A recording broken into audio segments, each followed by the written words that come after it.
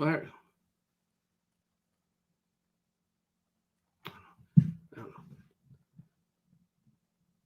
Good evening, Miami Dolphins fans. How are you today? And thank you for listening to DolphinsTalk.com Daily. On this Wednesday, April the 7th, we are broadcasting live from the DolphinsTalk.com studios. As always, I am your host, Mike, joined by my wife and my mistress, I guess, my two co-hosts. I don't know how to explain this. Biggie, Ian Berger, and Tom Ernest. I'm going to be over here, Mike. It was a joke, people. It was a joke. Guys, how you doing tonight? I'm doing great. I'm excited to be on with you guys. It's been a long break for me just because of all the transitions I'm going through, but I'm so happy to be talking Dolphins again after some time away. Ian? And you know me, man. Wednesday nights talking about Miami Dolphins. There's not too much better things we can be doing right now. And I know there's not a lot going on, but still, any time that we can talk about Dolphins, I love it. And I know last time, I think for Tom, someone asked, Tom, where's all your Dolphins stuff behind you? And I just want to say, Tom just went through a major move, so he's still trying to figure everything out. So I'm in a temporary home, of Airbnb.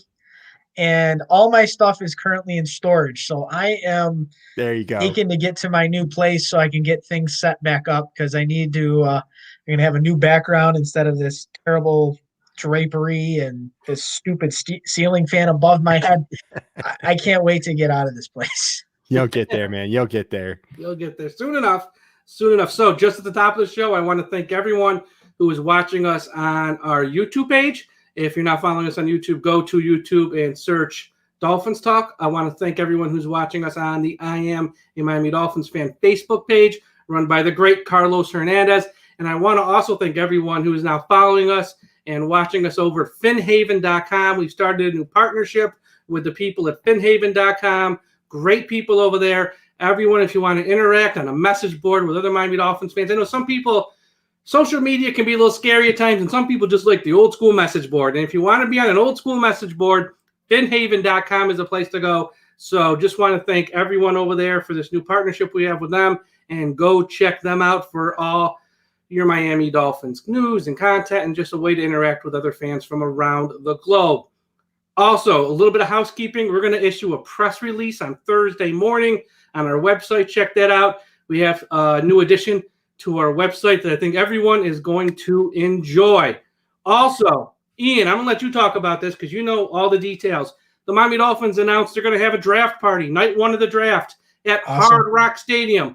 Ian, tell everybody about it, and if they're in the South Florida area, how they can go hang out at Hard Rock Stadium. Yeah, no, it's a free event, and the Miami Dolphins are allowing 5,000 fans to be in attendance, and the plan is going to be that night. I think doors open at 6:30, and then stuff starts happening at 7. They're going to have an event stage. Usually they have Joe Rose emceeing, and they'll bring in some existing players, some older, some veteran players that are no longer with the team. They'll talk about who's expected to be drafted, and they go through this whole thing, and it's just nice. And you get to see other Miami Dolphins fans. That place is packed with Miami Dolphins fans.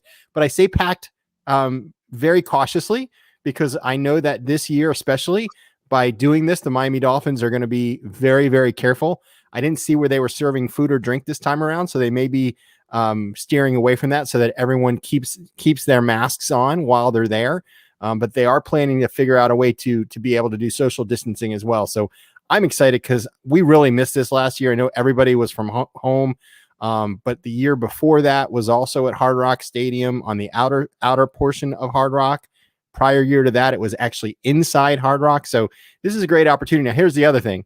If you can't make it to South Florida, they are going to be streaming the show live on YouTube, but you still have to go to miamidolphins.com, scroll down a little bit, and you can RSVP for either the actually going to the event or RSVP for live streaming, and they'll be able to get you that click. And I bet you, actually, now that I think about it, I bet you I'll see Travis Wingfield there. I bet you he might be on the stage, so it'll be nice to see that young man. I got a feeling he might be there. I got a feeling, there's going to be a lot of fans there because fans of the Dolphins last year, obviously limited fans at all the home games. Now is the world, people getting their shots, people getting a little healthier, people feeling a little more confident to go out in public and be around other people. I think they're going to have a real nice turnout, and we know with the Dolphins and everyone involved with them, it's going to be a top-notch event. Everyone will be safe, and it's going to be fun. And with 2 picks in round 1, and who knows, maybe they trade for a 3rd pick in round 1, slide up from the top of round 2. Who knows what Miami's going to do, and you're going to be able there to celebrate all the players Miami takes.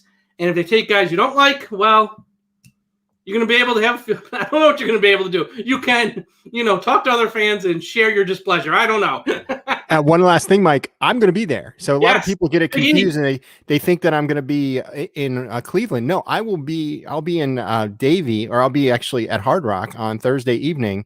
I don't leave for Cleveland until the second night. So hopefully a lot of Dolphins fans are there. Hopefully I get a chance to say hi to everybody who said, when I'm there, I want to say hello. You're easy to find. You're a tall guy with that fan of the year jersey. You're going to know Big E's there in the house. Awesome.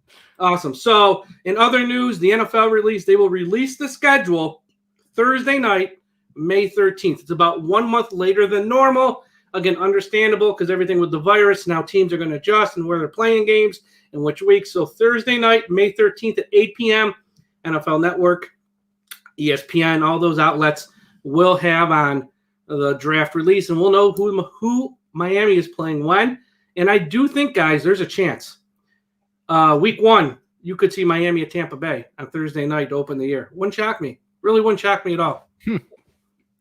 Tom Brady and it's Tua Tagovailoa. It's a marquee matchup. I don't know. I'd be surprised if the Dolphins were the opening opponent for the Buccaneers. I would have. You would figure that they would start with either a division rival. But there's no Breeze. Maybe. Right, Atlanta's going to be probably better. They may add like Pitts or Chase or somebody to the draft, so they're going to have more firepower. You could see them do the Packers. Have a rematch with the Green Bay Packers, or they could throw the Buffalo Bills in the mix.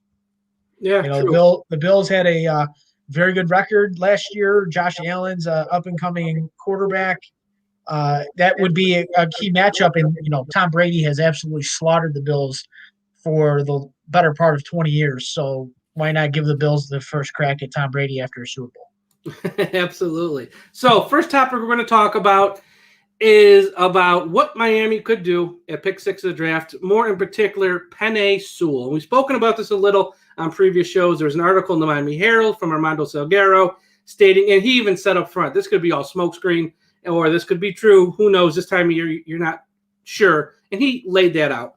And he's saying that the Miami Dolphins do have interest in Penei Sewell. What do you want them to say? Of course they're going to say that to throw other teams off. But maybe it's true, too. We don't know. It could actually be true. And there's a good chance, I'd say better than good, that Penei Sewell could be on the board at pick number 6 because we've seen a lot of rumors, a lot of reports. Atlanta could go wide receiver, tight end. And we know Cincinnati, everyone thinks they're going to take an offensive tackle, but they could go Chase or Pitts as well. There's a chance. And I've said this on previous podcasts, and I'm just going to lay it out as bluntly as possible. As a fan of this team who's 43 years old, and I've watched them do a lot of dumb things in the draft. My name is Michael Leva, and the views I'm about to express are not necessarily those of anybody else but me. But they ought to be, and as a matter of fact, they probably are. The Miami Dolphins cannot, under any circumstance, take an offensive tackle at pick number 6. They took an offensive tackle in round 1 last year. They took an offensive tackle at the top of round 2 last year. You have to give those kids time to develop. We have other needs on this team that need to be addressed. We have to start allocating quality resources into other parts of this team. Wide receiver, great.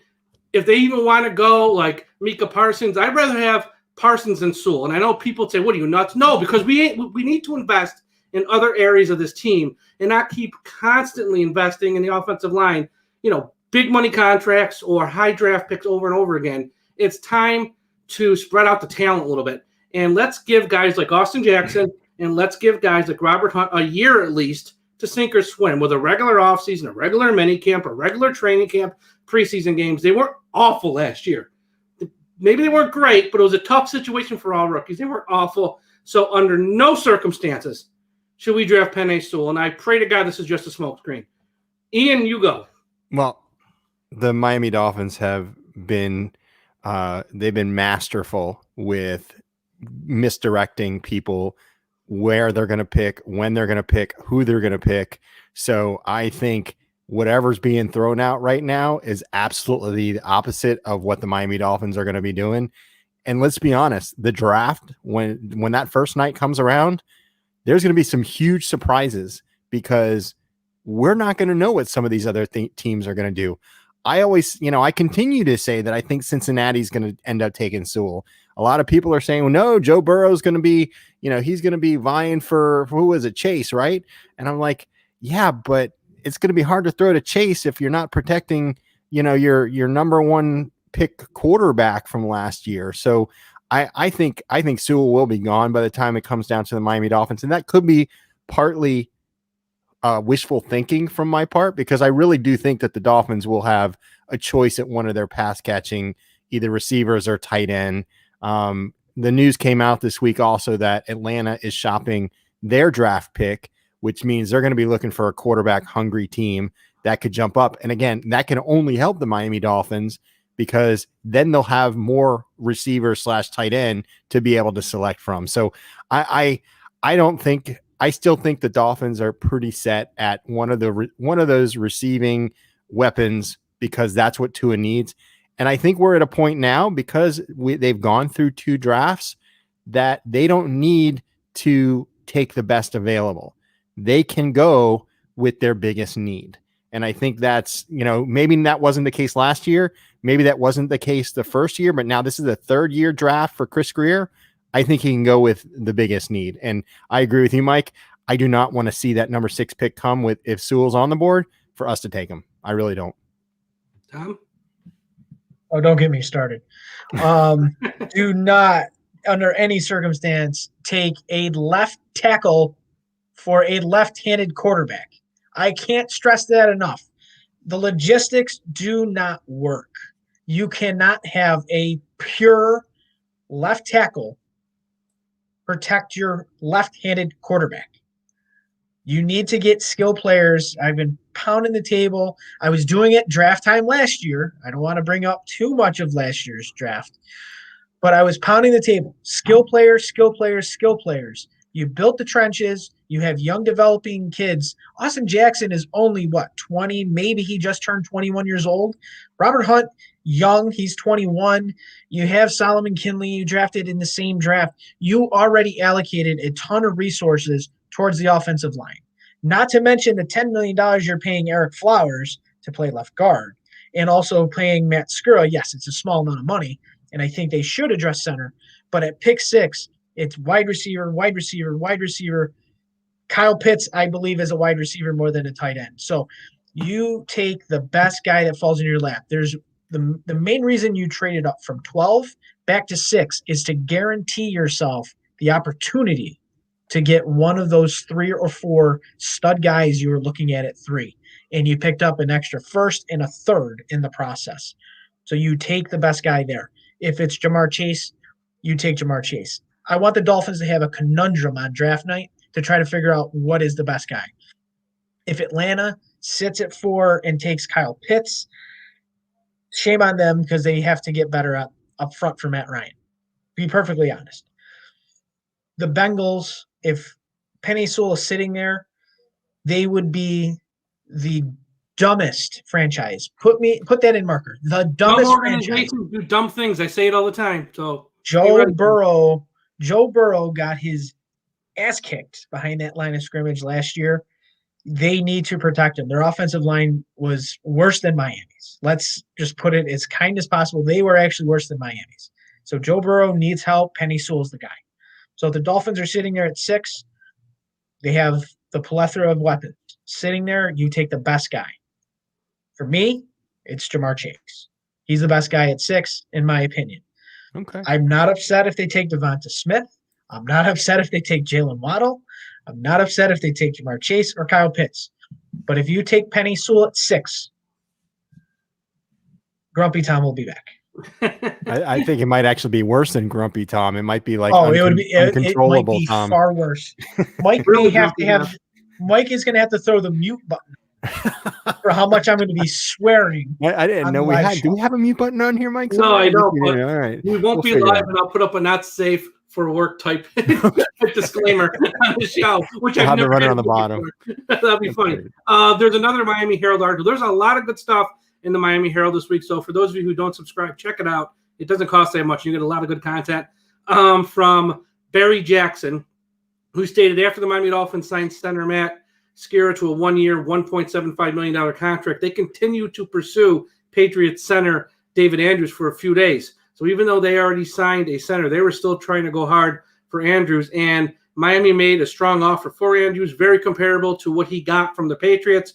Ultimately, Andrews wanted to stay with the Patriots because since the money was pretty much equal, quality of life, and the fact he was just happy where he was, and there was no real money incentive for him to move. So I guess the question is, if Miami signed Matt Skura and was still looking for other centers, clearly they're looking for a center in this draft and probably early. And I would not be stunned.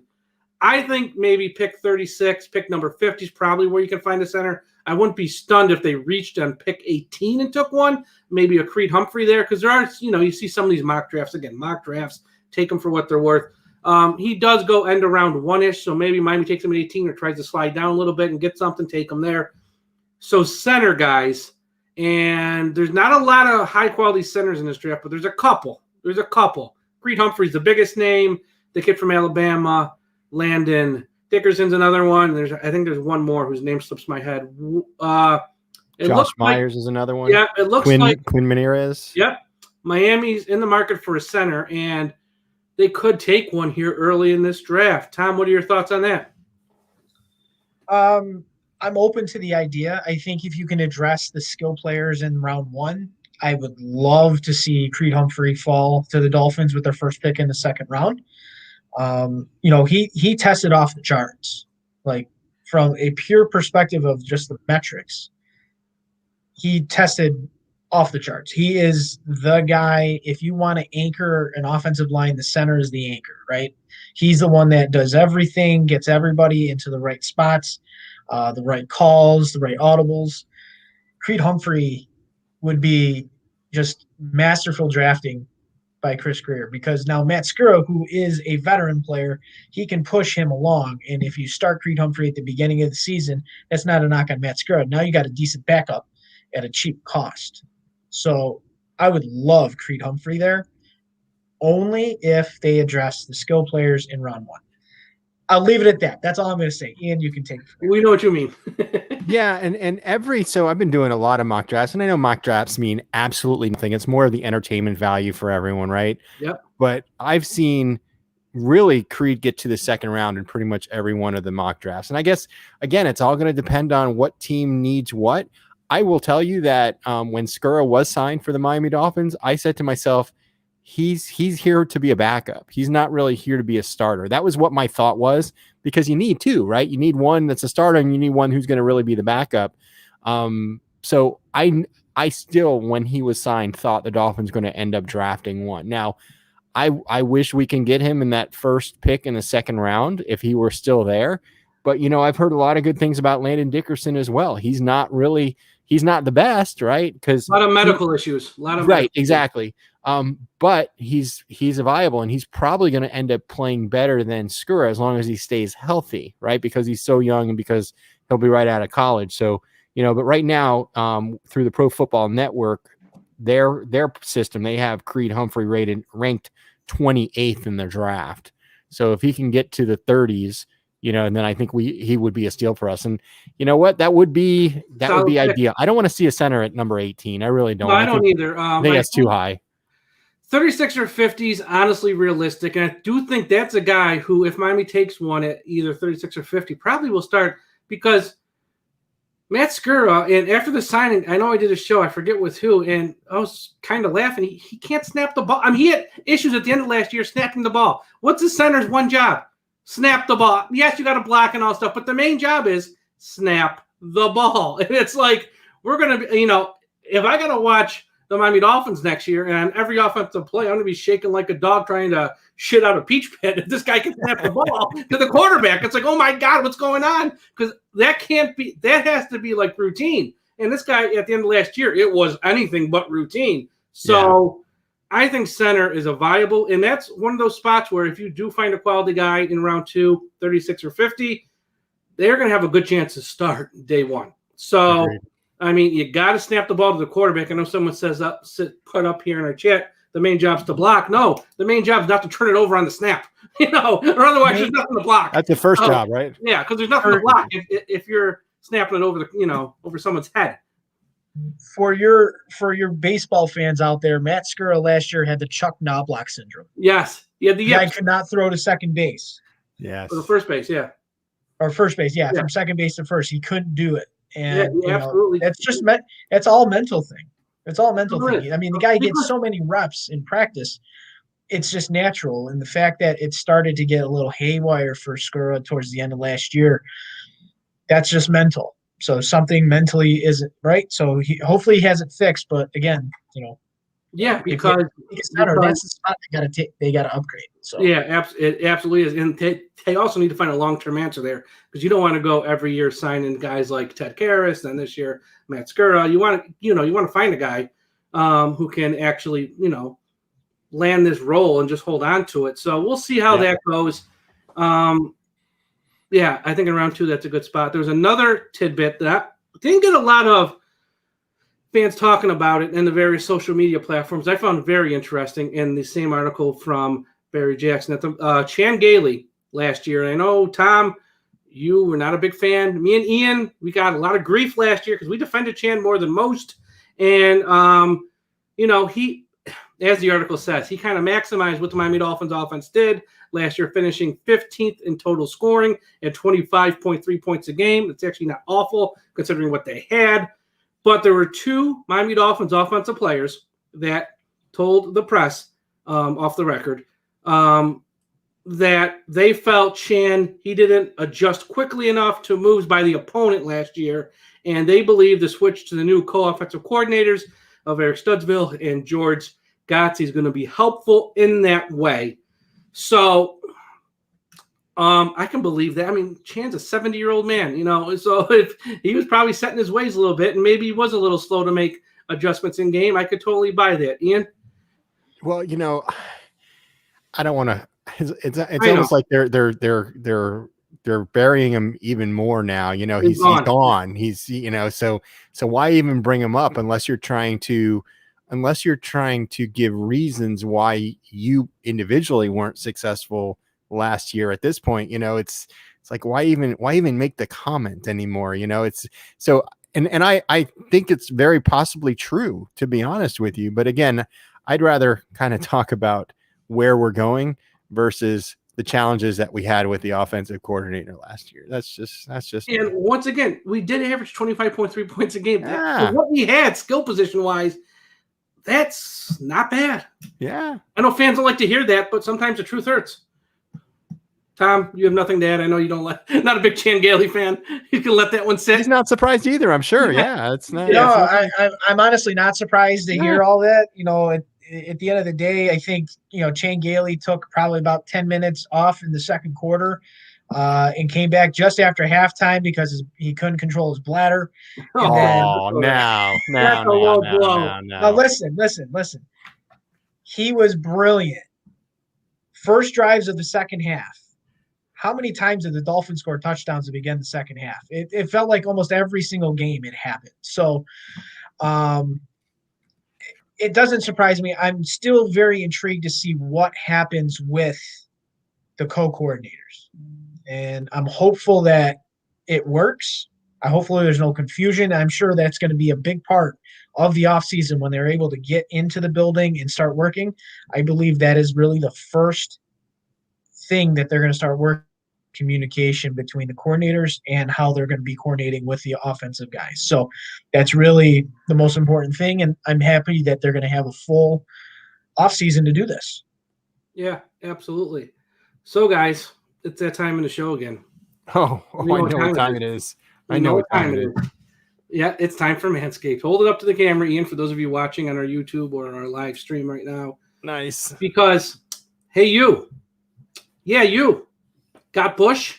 You definitely do if you haven't tried the best products from our sponsor, Manscaped. After using these life-changing products, you're going to want to join a ball sack beauty contest. I'm looking out for you too because I have a great offer to save 20% off on all of the Manscaped products using the promo code Dolphins Talk over at manscaped.com. Not only will you save 20% off, you will also get free shipping on all your orders. Because remember, men, when you trim the hedges, the tree stands taller. So everyone needs to go to Manscaped. That one broke up, Ian. Everyone go to manscaped.com and use the promo code Dolphins Talk to save 20% and get free shipping. There are so many great items. There's the Perfect Package. It's a kit with a bunch of their products. And inside the Perfect Package, you will also find Manscaped's Crop Preserver Ball Deodorant, making sure your balls are smelling majestic before your Tinder date. You'll also find a Crop Reviver Ball Toner, a spray-on testy toner that's designed to make your balls smell irresistible. So everyone, go. How are you keeping a straight face right now, Mike? How are you doing this? You're so good. I'm so impressed. I'm in the zone, as they say. I am in the zone. So I just know my parents are watching. Hi, Mom and Dad. Hi, Mr. Berger. Hi, Mrs. Berger. Everyone go to manscaped.com and use the promo code Dolphins Talk. Save 20% on all your orders and get free shipping. That's right, Joy Elizabeth. The tree stands taller when you trim the hedges. That was Dolphins Robert, but that's okay. Robert, I'm sorry, Robert. I got the name. Whatever. So everyone go to Manscaped. All right. Moving on. I forgot Ian's parents are watching tonight. The draft. We're a few weeks away. It's all rumor, speculation, but 3 things we do know. Pick number 1 is going to be a quarterback. Pick number 2 is going to be a quarterback. Pick number 3 is going to be a quarterback. What we don't know is what Atlanta will do with pick number 4. There was an Adam Schefter tweet. Let me see if I can call it up here real quick. That said from Tuesday, with teams locked into the first 3 overall picks, the Atlanta Falcons have now received trade calls from multiple teams and are open to moving out of the number 4 spot. So if you're the Dolphins, I don't think the Panthers, if they traded for Sam Darnold, trading up, but the Broncos absolutely could. Maybe a team like the Patriots make a big move, part with a lot of picks. They look to move up. It's possible. We don't know who's looking to move up, but there could be a quarterback needy team looking to move up into pick 4, which would only help the Dolphins if they take a quarterback. Ian, what do you think might happen here with Atlanta? I think Atlanta is going to end up trading the pick. I think they are going to try and get some additional capital for next year. And I think that's partly me being very optimistic for the Dolphins, but also just after this report came out. And I think the report came out on purpose because I think they want to let other teams also know that, hey, we're open for business. We're willing to go down at the right price. So I love it. I love I thought we were stuck. I thought Atlanta was definitely going to take a receiving threat. And then, of course, you've got Cincinnati, as you mentioned, Mike, that might make a dumb move.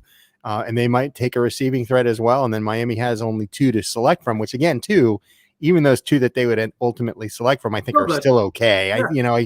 I think they're just not the best of the group, right? Because I think we all have talked about Pitts being one of the best, and what was the second one? Chase. Yeah, my mind just went blank. So anyway, I think they trade, and then I think we're going to have our choice of either 3 or 4 of the pass catching threats.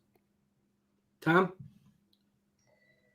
Atlanta is really where the draft starts. Like you said, the first 3 picks are going to be quarterbacks. That's not even up for debate at this point. Both the Jets tipped their hand with obviously the Sam Darnold trade, and the 49ers clearly stated that we don't move up 9 spots to take anything other than a quarterback. So that the draft starts at 4, and it's up to Atlanta really to dictate what's going to end up happening with the Dolphins, right? So Atlanta, personally, I think what they really need to do is take Penny Sewell or Rashawn Slater, whatever direction they want to take. I think they still have to go long-term with the thought process, whether it's taking quarterback now or waiting until maybe round 2 or 3 or 4 and just maybe develop someone like a Kyle Trask or something like that behind Matt Ryan. But long term, offensive line, and if you can get a left tackle, as we know as fans of the Dolphins, getting left tackles is difficult to protect your quarterback.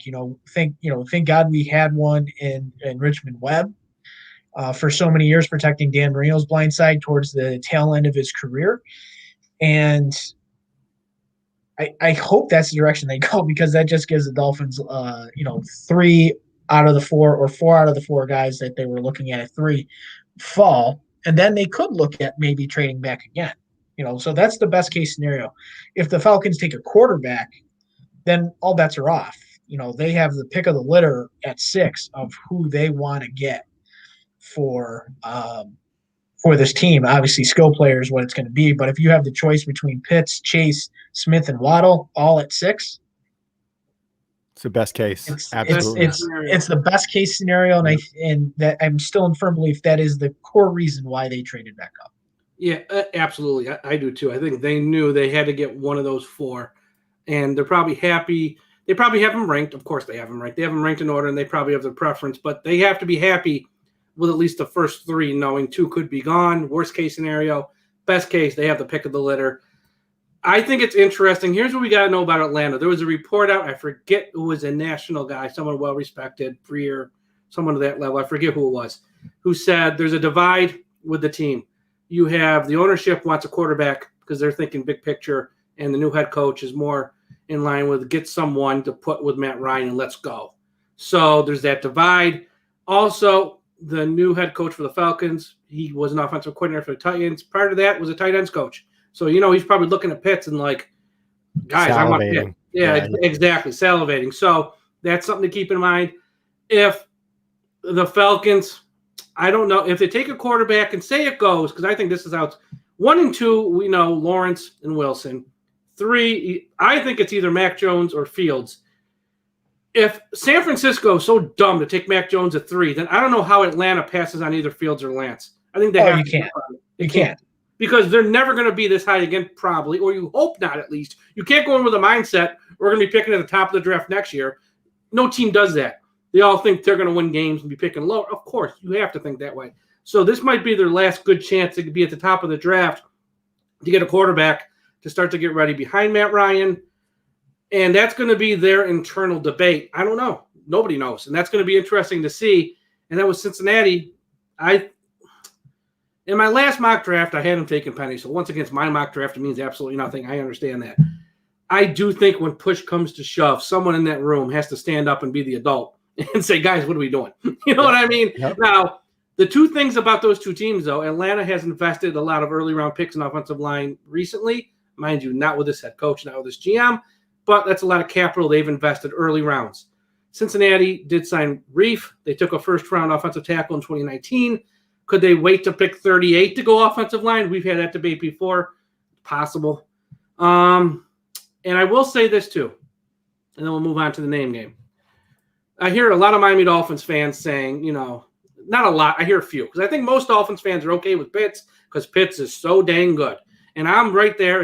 If Pitts falls and they take him over Chase, say they have the pick of the litter and they take Pitts over the wide receivers, thumbs up. Where's the camera? Thumbs up. I'm all for it.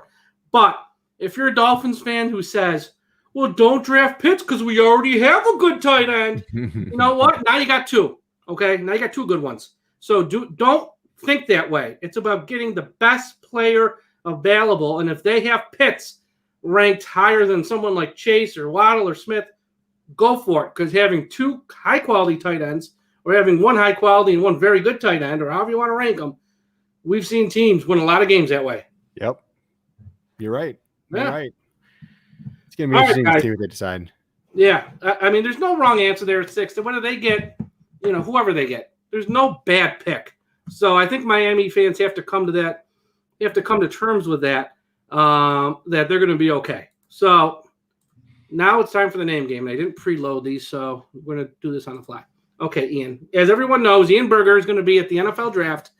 The third, he's going to be there the Friday and the Saturday, but on the Saturday, rounds 4 through 7, he will be announcing some picks the Miami Dolphins make. And last week we started this to get Ian ready to announce, some names. If he gets Joe Smith, great. If Ian gets, Thomas Lane, great. But you might get a name from somebody that's more unique, more cultural, more heritage. That might not be the easiest to pronounce. And we've all been there, whether you meet someone in person, on the phone, at a store, you see a name, like, God, I mean, I don't know how to pronounce that. So on the fly, Ian's going to have to be ready. Now, he did outstanding last week, Tom. Thank you. He killed it. And I thought I had some tough ones, and he killed it. Now, and before we get started, too, I have to mention that this is a genuine concern by the other fans of the years. Oh, that are I'm also sure. Going to be. We have a Facebook page group just for the NFL fans of the year that are all going to be doing they're up there doing the exact same thing that I'll be doing, and they are so for a couple of reasons. And they say they want to get it right for the respect of the individual, right? Because they worked their entire life for that exact moment, and they want to make sure that they get it right. So, that's why they're practicing. I actually showed the clip from us last week, and I think they appreciated it, but obviously too, they saw the kind of the fun in it, so that we're kind of having fun. We're not making fun of nobody's names. It's just all lighthearted.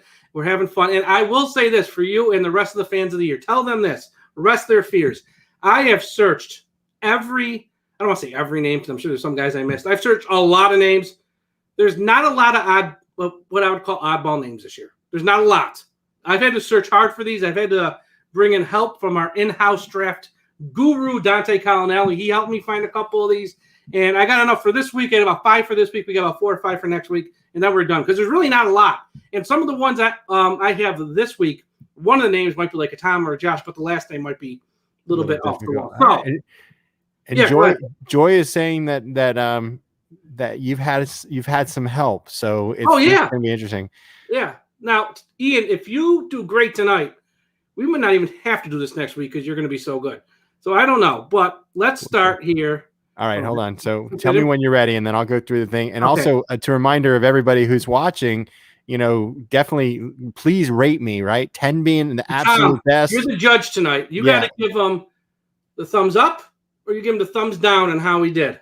So 10 for the best, 1 for the worst if you're watching from home. 1 to 10 in the chat. And Tom's a thumbs up, thumbs down.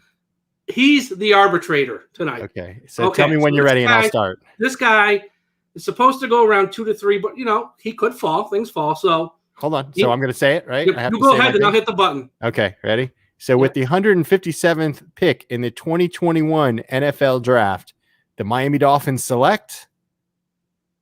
Oh, hold on. Ifeatu Melifonwu, cornerback out of Syracuse. Okay, you're close. It is Ifeatu Melifonwu. So you're close. You're closer on the second name than the first name. The thumbs are tilting up, Ian. Tilting up. All right. I'm waiting for everybody to grade me at home too. So, look at that! I got a 10 from Dolphins Robert. He's my buddy anyway. He's always going to give me a 10. And Joy Elizabeth, she's being honest with an 8. So I appreciate that, guys. Yeah, that was good. That was good. Not gonna knock you there. Half. I didn't realize we were doing half points. No, I didn't realize we were doing half points. Well, I mean, I gave you half thumbs up. So. I saw. Oh, that's right. That's good. That's good. Okay, right, this one. Tell me when it's loaded, and I'll start doing my thing. 1 second here. Okay. I didn't preload these this week, so my bad. Bad job by me.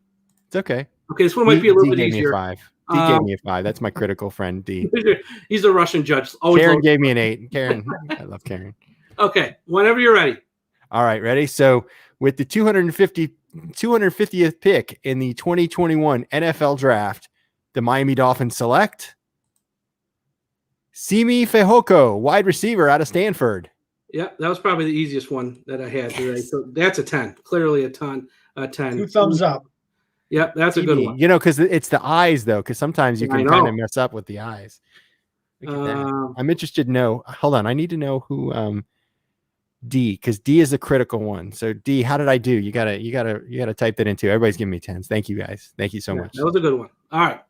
Here's the next one. And this one I would qualify as a tricky one. Okay. So hold on. I gotta get this one down. Tell me when you're ready, and I am ready. Okay. Drum roll. D gave me a 9, by the way. I feel a lot better now. Thank you. Perfect. Thanks, D. Oh, Jack gave me 11. 11, 1 to 10, guys. Come on. Hey, I did really well. Anytime. Okay, so with the 250th pick in the 2021 NFL Draft, the Miami Dolphins select Whop Filior, wide receiver out of Indiana. Ian, you're killing this again. I thought that was trickier. Once again, I might be really bad at this. I don't know. That's right on. Right on.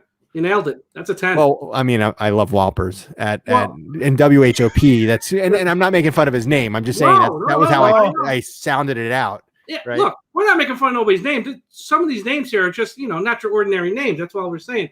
Yeah, that one. I don't know.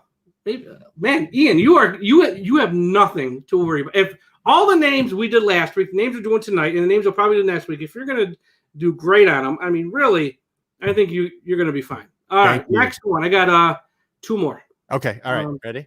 And thank you for doing this, but this helps me because if I see them, I'm going to be like, I practiced this name. We can only do so many mock drafts. After a while, we're just repeating ourselves. We got to mix it up. We got to bring the entertainment here to the podcast world. There's only so many times we can talk about pick 6 and pick 18 before people just get bored. Okay. Yeah. All right. Ready? Okay. You go. With the 250th pick in the 2021 NFL Draft, the Miami Dolphins select Diamador Lenoir, cornerback, Oregon. I think this is probably your worst one so far. And it's not awful, but it's Diamador Lenoir. Diamador. So it's Lenoir, not Lenoir. Yeah. Okay. I like Lenoir, though. That you could definitely see that as a French last name. And I like that you accentuated that. I had to research this on YouTube to hear 50 announcers of bad games from the Pac-12 say his name, so I know I got it right. Can you repeat it one more time, Mike? The correct pronunciation? Diamador Lenoir. Diamador Lenoir. Okay. Yeah, I watched a bunch of because finding a name, I'm like, okay, this one not ordinary, but not crazy hard maybe. But then I went to search how it's actually said, and I go, oh, it's a little bit tricky. It's not, it's not how it looks. So that's why I threw that one in there. Yeah. So we got one more, and I will say the first name on this one is super simple, but the last name, once again, not making fun of anybody, kind of looks like an eye chart. If you get this, God bless you, because I saw this name and I had no clue how this was said. I just need to make a comment before we do this. Yeah. People are giving me like 3s, 4s, and 5s. I didn't think I was that bad, but okay. No, that wasn't that bad. It wasn't. That was maybe a 6, that last one, and that's your worst one in 2 weeks. Okay, so I appreciate everybody's comments, though. It's all. I mean, that's his worst one in 2 weeks. He's killed me on this. He's done amazing. He may have felt pressure since I'm on the screen now, so it's okay. Yeah, that come in the middle thing, you get putting pressure on him going like this. All right, ready? So last one. Yeah. All right, with the 250th pick in the NFL Draft for 2021, the Miami Dolphins select Josh Imatorbhebhe, wide receiver, Illinois. Okay, this one you kind of struggled on. Josh, obviously, and if there's any fans of, let's just say NXT, because this is exactly how it's said, Imatorbhebhe. Imatorbhebhe. Wow. Adam Cole. Adam Cole's favorite player. Imatorbhebhe is how it's said. Imatorbhebhe. That's once again, wow. I find a bunch of highlights of Illinois games from the Big Ten Network. Heard multiple announcers, and that's how it is. Imatorbhebhe. Dolphins need to trade back into the 7th round just to take him. Well, he's actually. I love the name. I love the name too, and I've seen some things. I guess he might be like rounds 3 or 4. I think I've seen a few. I'm going to be honest. I never heard of him until this. I didn't get half for the first name. They just they just beat me up. That's all. That's a tough one. Like obviously Josh is easy one, but I saw the last name and I'm like, good God Almighty! And I started doing research and I'm like, that I didn't get Imatorbhebhe, and there is an emphasis on the Bebe when I saw that spelled out like that. So I stumped you a little better this week. You did. You did. Imatorbhebhe. You know what? And that's good to know because if we do end up taking him later on. Hey, you never know. But that is so I did better this week. I got a few more for next week. We'll see how it goes. But this Ian, really, you have nothing to worry about. You're doing great, Ian. You're doing great. And honestly, the NFL's got to have a guy there who's going to at least have it phonetically spelled out in some way, shape, or form. I would think there has to be, but still, you're seeing names, and wide receiver. We know they might take more than one. Miami cornerback. We know our head coach loves cornerbacks. He could take one at any time. Yeah. So these are some of the names here, and we got to get Ian ready because the draft will be here before you know it, Ian will be in Cleveland, Ohio. Beautiful city, actually, as I've said. I know people like to make fun of it. It's really not that bad. Cleveland, Josh, Ohio. You matter, baby. You matter, baby. Forget that now. Baby. Yep. Yes. So, Ian, why don't you talk about a little bit here at the end of the show the amazing job you did and an amazing representation of our website. But really, you did the work and you really put in all the time, raising over $10,000, $10,000 for the Dolphins Cancer Challenge, or I guess they changed it now to the Dolphins Challenge Cancer, which will be coming up here, April 15th, I believe, somewhere around there. It's in 2 days on Saturday. Oh, it is in 2 days. I'm wrong. I'm sorry. The 9th. Talk about, first off, you're going to say it, I know, but thank you to everyone who gave a few bucks to Ian, because that's an incredible amount of money. Yeah, and again, I continue to be overwhelmed that this was even possible, guys, because I've never raised funds in my life. I've always written a check and said, I'm going to walk this walkathon and I'm paying this money that's my entry fee. And because I never felt comfortable asking someone. But this wasn't even asking. I just simply said, here's the situation. Here's what I'm doing to represent, everyone who has had this type of experience before. And people were just generous and they just kept adding and they kept donating. And I mean, really, $10,000 in 1 week, in 7 days for raising funds is really just unbelievable. And I'm very proud to be able to represent all 210 donors that made the donations to the cause. So again, I can't thank everyone enough for being part of it. Very, very proud to be able to walk on Saturday. I'll definitely be walking with my chin real high to say, we did this. I know you said it was me. It's not me. It's everybody. It's everybody. I was just writing them down in the Twitter, and people continue to donate. So thank you guys so much. From the bottom of my heart, I just can't say thank you enough. Yeah, because Tom and myself have been lucky enough, like I've said on previous shows, and I don't want to sound like a broken record. We've been down there the weeks where they hand over the money to the people at Sylvester, who at the Cancer Center, and it's very emotional. And this money really does it helps people in real world issues. We can have a few laughs here on a podcast every week talking about a football game. It's really, at the end of the day, we're talking about football. It's not that serious. Yes, we might get worked up and Tom might get emotional if we don't take a running back. But at the end of the day, there are more important things in life. We all know that. And this is one of those more important things in life. Yeah. And we can help people, people who are just dealt a bad hand. They did nothing wrong. They were just got unlucky and got this horrible disease. And $10,000 is going to help a lot of people on top of all the other money they're raising with the Miami Dolphins Foundation, the Miami Dolphins Challenge Cancer, and everything that they do down there.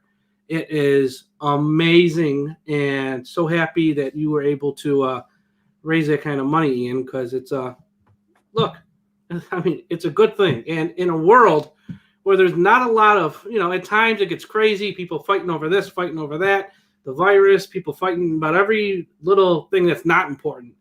This is important, and it's a positive thing, which it's great. It's awesome. Tom, anything to add? No, thank you everyone who donated to Ian and his cause for doing it. And, it's such a great feeling that there's so many great people in the world that are donating to a great cause, like the Dolphins Challenge Cancer. And, Mike, you mentioned that we were there. It's an emotional feeling, seeing the family's expressions of the research that they're going to be able to do at Sylvester to provide for these folks that are struggling with a terrible disease. And, just being there on the field and just seeing the emotion, you get emotional yourself, because it's a real world thing. It's so tough to lose loved ones and to see loved ones struggle with this terrible thing. And, it's such a great honor to be a part of, not formally a part of, but being a fan of this team and what they do for the community. whether it's Sylvester, whether it's like the food drives and everything else they do at South Florida. I couldn't be prouder to be a Miami Dolphins fan. And, Ian, get that 5K, man, and get it done, buddy. And we'll be rooting for you and everybody else that is doing that for a cause. Yeah, thanks, man. And one last thing too, and I'm not, we far exceeded our goal already, but if anybody is still interested in supporting the event and they want to support me for the event, they can go to my Twitter or they can go directly to Dolphins Challenge Cancer website, and you'll see that I am on there, and you just click on donate and you can be part of that. So yeah, if you want to be part of it, you still can. It's definitely for a great cause. Yeah, no greater than this. Absolutely. So another show in the books as we inch closer to the 2021 NFL Draft. Let's get through some plugs. Everyone, be sure to follow Ian Berger on Twitter at Ian693. Follow him on YouTube. Go to his YouTube page. Go to YouTube, search Big E, Miami Dolphins. Get the other Big E. You'll get a lot of stuff for WrestleMania. That's not him. Especially this week. Tom Ernest, go follow him on Twitter at Dolphins Talk Tom. And if you want to follow me, obviously follow me at Dolphins Talk. Make sure you are subscribed to our YouTube page. Go to YouTube and search Dolphins Talk. We have a new show we've added to our YouTube page that is YouTube exclusive, hosted by Bobby Melendez, called